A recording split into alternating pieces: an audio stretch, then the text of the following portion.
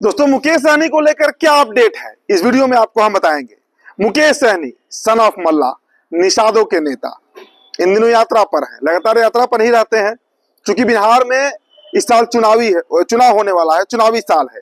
तो ऐसे में मुकेश सहनी की बातचीत कहां चल रही है, क्या वो एनडीए में शामिल होने जा रहे हैं और इसकी चर्चा क्यों हो रही है, एक बार फिर से देखिए। मुकेश सहनी ने एक बयान दिया था कि इस बार 4 नहीं हम 40 विधायक बनाएंगे। मतलब सीधे तरीके से उन्होंने तेजस्वी प्रसाद यादव से कम 40 सीटों की मांग रख दी। 50 से 60 सीटों तक की चर्चा है कि 60 सीट पर बात होगी। तो उनके पार्टी के कुछ नेता कहते हैं कि उससे भी ज्यादा हो सकता है। लेकिन सच्चाई क्या है, देखिए, अगर हम बात करें राष्ट्रीय जनता दल की यानी तेजस्वी प्रसाद यादव की, तो एक बात आप गांठ बांध कर रख लीजिए कि जब तक कांग्रेस पार्टी से डील फाइनल नहीं हो जाती है तब तक मुकेश सहनी से बातचीत करने का कोई मतलब ही नहीं है। इन दिनों लेफ्ट पार्टी को भी लेकर कई तरह की बातें चल रही हैं। हालांकि तेजस्वी प्रसाद यादव ने अभी तक किसी पार्टी से कोई बातचीत नहीं किया है। अगर कोई आप कहीं खबर देख रहे हैं कि इतनी सीटें मिल रही हैं, इतनी सीटें मिल रही हैं, तो वो गलत खबर है, भ्रामक खबर है, ये आप जान लीजिए। हकीकत यही है कि फिलहाल तेजस्वी प्रसाद यादव अपना जनाधार बढ़ाने पर लगे हुए हैं, बिहार की जनता में अपना विश्वास बढ़ाने में लगे हुए हैं, और ये एक सूत्री कार्यक्रम पर वो बीते कई महीनों से काम कर रहे हैं। चलिए अब आते हैं मुकेश सहनी के ऊपर।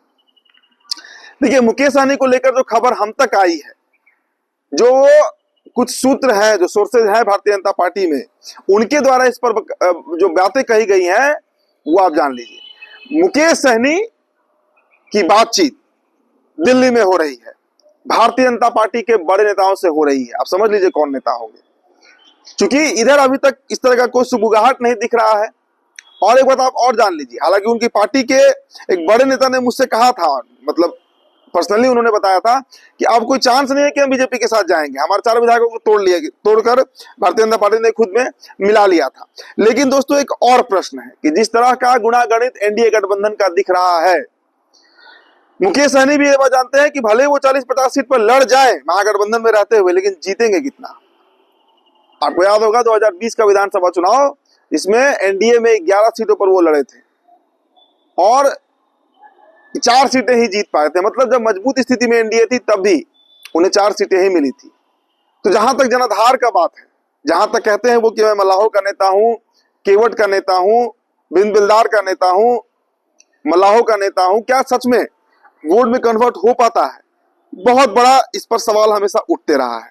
और इसके पीछे कारण वही है कि खुद सिमरी बख्तियारपुर से चुनाव लड़कर वो हार चुके हैं।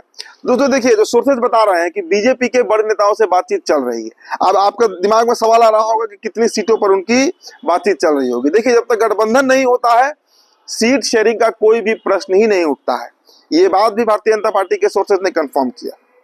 क्योंकि अभी एनडीए के अंदर देखिए एक रूपरेखा तैयार किया जा चुका है कि नीतीश जी इतने पर लड़ेंगे, 2-4 सीटें ऊपर नीचे हो सकती हैं, बीजेपी इतने पे लड़ेगी, चिराग इतने पे लड़ेंगे, मांझी और कुशवाहा भी इतने पर लड़ेंगे। वो लगभग तय है। 2-4 सीट ऊपर नीचे हो जाए तो बात अलग है, लेकिन महागठबंधन में कुछ भी तय नहीं है। ऐसे में अगर मुकेश सहनी एनडीए गठबंधन में आते हैं तो कितनी सीटें मिलेंगी, ये इस बात पर निर्भर करेगा कि वो पार्टी में कब आ रहे हैं। अगर अभी आ जाएंगे गठबंधन में तो सीट बढ़ सकता है, लेकिन अगर एकदम एंड मोमेंट पे जाएंगे तो कितना सीट मिलेगा?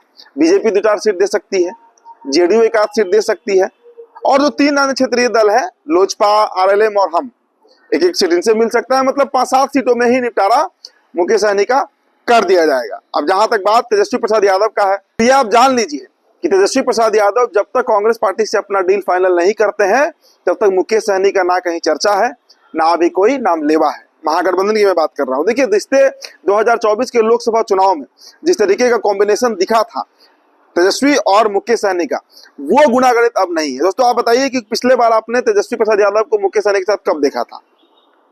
मंच तक साझा नहीं हो रहा है। मैंने कहा ना कि तेजस्वी प्रसाद यादव अभी एक सूत्री कार्यक्रम पे लगे हुए हैं। एमवाई के साथ जो अति पिछड़ा है उसके समीकरण को बांधने में लगे हुए हैं ताकि वो आरजेडी से जुड़ जाए। ऐसे में कोई कांग्रेस, कोई लेफ्ट, कोई सहनी, कोई सन ऑफ मल्ला अभी तेजस्वी को नहीं दिख रहा है। और जान लीजिए, जब तक कांग्रेस पार्टी से डील तेजस्वी की फाइनल नहीं हो जाती है तब तक मुकेश सहनी का तो नंबर नहीं लगने जा रहा है। और पार्टी में इस बात को लेकर बौखलाहट भी है कि आखिर तेजस्वी को हुआ क्या है, तेजस्वी यादव क्यों मुकेश सहनी की नहीं सुन रहे हैं। तो देखिए क्या होता है। लेकिन हमारे सोर्सेज ने कंफर्म किया है कि सीटों से लेकर और गठबंधन तक का बातचीत जो है वो मुकेश सहनी का एनडीए में चल रहा है। तो फिलहाल दोस्तों इस रिपोर्ट में इतना ही। बहुत बहुत शुक्रिया।